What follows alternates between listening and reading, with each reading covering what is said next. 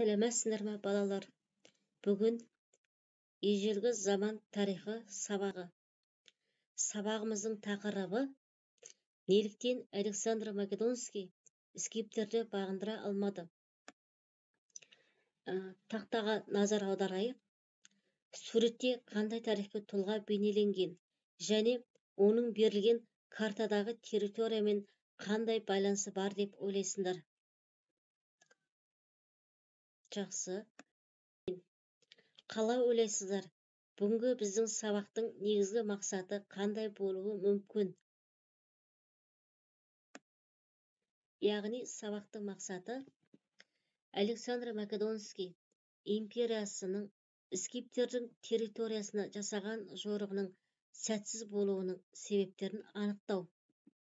Оқу мақсаттарына келетін болсақ, ежелгі дәуірдегі мемлекеттердің қарым-қатынастарын сипаттау үшін империя сөзін білу және қолдану.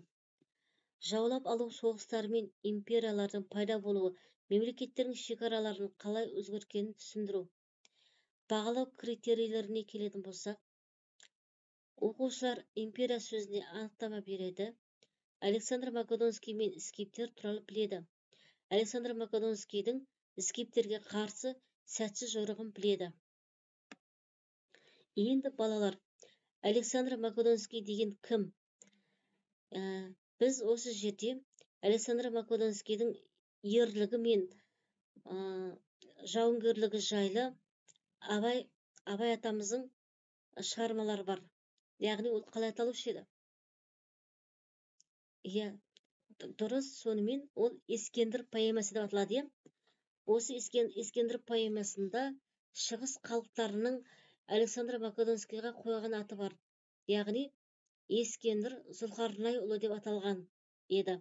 Сонымен Александр Македонский туралы текстіні оқып шығамыз және ақиқат немесе жалған сұрақтарына жауап береміз.